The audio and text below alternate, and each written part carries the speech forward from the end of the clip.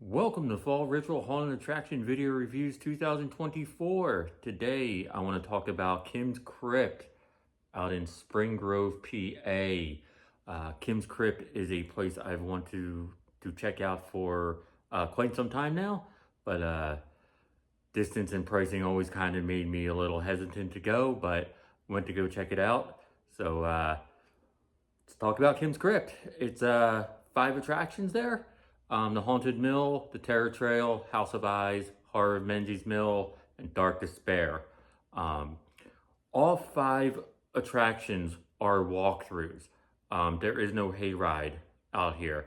So with that in mind, wear comfortable shoes and wear shoes you don't mind getting dirty, because you will be walking a lot. I'd say the whole thing total, do all 5 attractions, probably don't take you a good hour and a half. And there's other things to do there, so you could easily spend a good 2 hours there. So just wear comfortable shoes, wear comfortable clothes, you know, things you don't mind getting dirty. This is a place where you could do the 5 attractions any order you like to. You know, it's not like you have to start at one and continue to the next and next and next. So that is kind of nice to do. And each attraction is individually priced, and but there is one price for all 5 attractions. You can buy your tickets online, or you can get them at the box office. They do offer a $5 off coupon, but that coupon only works if you buy online, and there's a $4 processing fee to buy online, so it's like you're really only saving $1. But I want to talk about the pricing of this place at the very end. I do want to get into more of the pricing because there is a lot going on with their pricing system.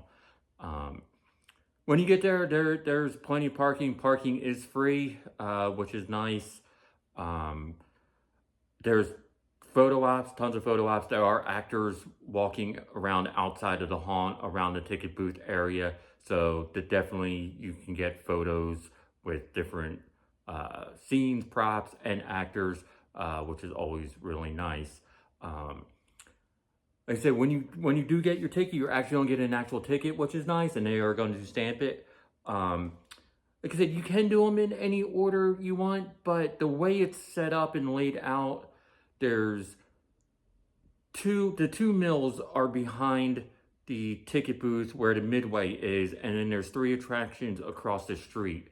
So it makes more sense to do the 3 attractions across the street, wait to the 2 mills at the end. That way when you're done everything, you're right there at the midway. That's how we did it. We did the 3 across the street. I'm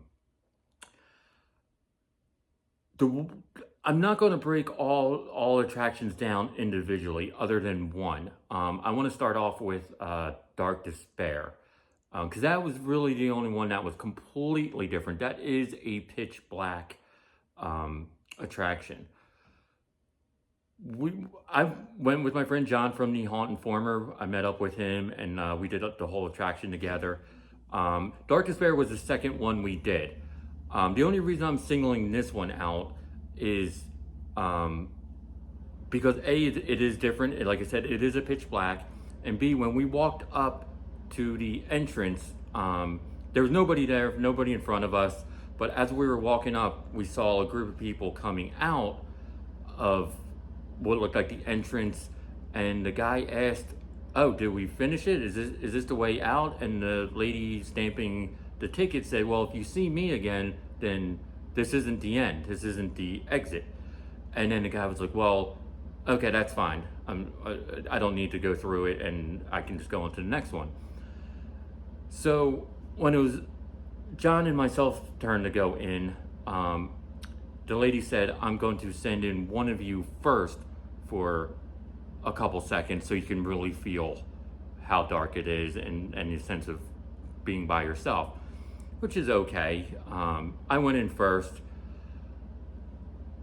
I felt through a couple things. It's those claustrophobia bags, the ones that are blown up. You kind of have to push yourself through them. I thought I was making some progress, but I must have just done like a loop around to the beginning, because then I heard John and I met up with John when he came in, and then we were trying to figure it out how to advance.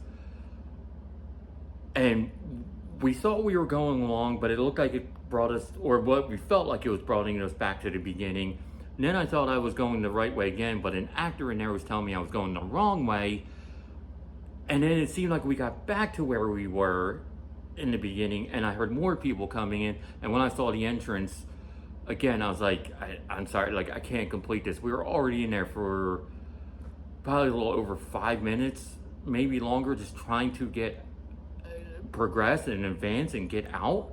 But we just somehow kept ending up in the beginning, and at that point I was getting annoyed, I was getting frustrated. It stopped becoming fun.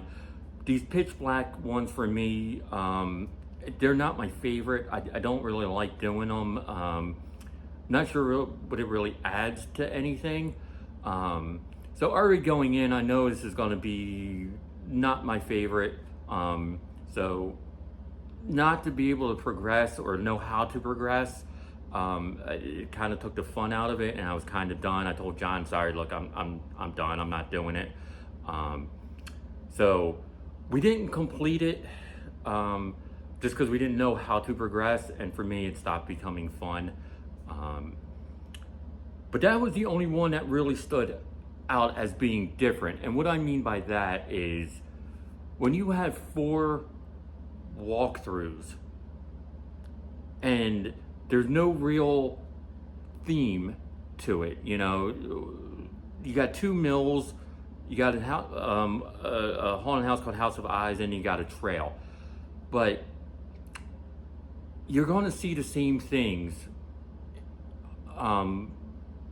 reused. Like, you're going to see your asylum, your doctors, your clowns, the same stuff, and you're going to see it multiple times. So it's almost like you forget which attraction you're in. So they all kind of started blending together of that, and that's why I can't break it down into like, oh, this one had this one. And I do remember there was one of them that had a really cool dragon scene. But again, I forget which house it was in, or which mill, or what, I don't think it was the trail, but I think it was one of the mills. But they all started bleeding together and blending together of like, which one was this again, or which one had that. I do remember the haunted mill, like you walk into a basement, which was really cool because it was like this dirt floor basement, stone walls and everything, kind of looked like a dungeon. That was pretty cool. The actors in this place are absolutely amazing.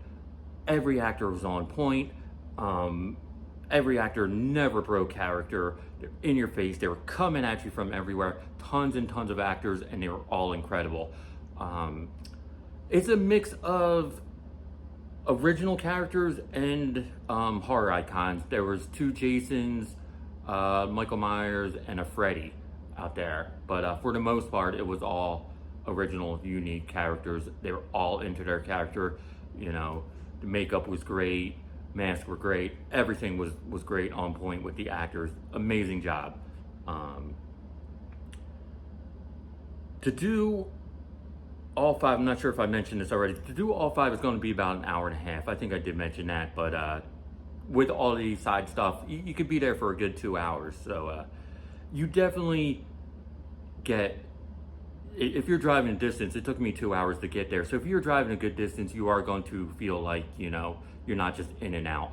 So that is really good. That the fact that there's, because we did House of Eyes first, and I've heard in the past, and I even heard Kim over say House of Eyes is the shortest of all of them. And we were walking through it. I'm like, wow, this is the shortest? Good 15-20 minute walkthrough you're doing, and if that's the shortest, it shows you how long these are. I think that was the longest trail I've ever been on. That trail was a good 35 minutes, I would say. You're just walking through it. And there is no dead spaces at all in any of them. I mean, there's things everywhere.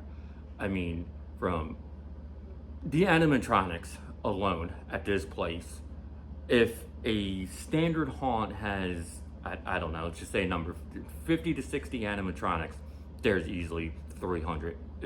I mean, animatronics everywhere. And incredibly, all of them were working. All of them triggered at the correct time. It was literally amazing that so many animatronics were there and working properly. That's just amazing to see. But there was props, statues, mannequins, you name it, things on the wall, things on the ceiling, things on the floor. I mean, it's almost at a point like overwhelming. You know, like I said, I was going through with John. He was like, "Oh, you know, look over here," and he's pointing to the right, but I'm looking over at the left because there was things going off there. But it's a senses overload. It's, you know, the smells, the sounds, the sights. It's intense. There's a lot going on at this haunt. Many use of the air horns that like shoot the air out you, and I said, if an average haunt uses 10 of them, there's got to be 100 of them there. And you know, the clacking noise with like the sparks, there had to have been about 100 of those things. It's just nonstop of just like, you know, noises going off and things in your face. But overall, it is a great haunt. There's so much to see. There's a lot to do. There is a good midway there. There's music playing. There's food trucks. They have 2 escape rooms. What is unique there, they do hearse rides and coffin rides, which we didn't do, but it sounds fun. They're all added on at the end of it. I think escape rooms were $5 each. Hearse ride I think is $5. Coffin ride is $10. Of course, there's a gift shop. This is anything you could possibly need or want with Krypt on it, they have. Here's a cup. I didn't get this there. I got this at the East Coast Haunters Convention. But anything you can think of that has Krypt on it, it's in that gift shop. But I do want to talk about the pricing here. So like I said, each attraction is individually priced. So if you only want to do like 1 or 2, you can. But as a whole, all 5 attractions was $60, which I guess broken down isn't too bad because it's a little over $10 attraction, which isn't too bad. But